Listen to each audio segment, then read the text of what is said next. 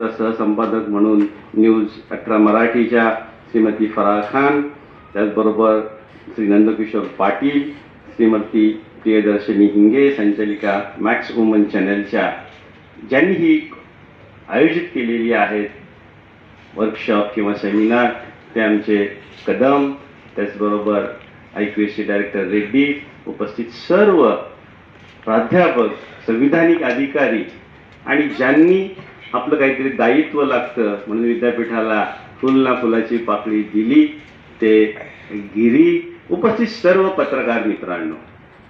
खरं तर आजचा कार्यक्रमच हा फार वेगळा आहे. मी 5 ते 6 मिनिटात माझं मनोगत संपवणार आहे, कारण ऑलरेडीच आपल्याला सेशनला उशीर झालेला आहे. आज मी या ठिकाणी श्रीराम पवार सरांचं मनोगत ऐकलं, विशाल पाटलांचं ऐकलं आणि दुसऱ्या पाटलांचं ऐकलं. पहा, प्राध्यापकांपेक्षाही किती प्रभुत्व आहे हे मला सांगायचं.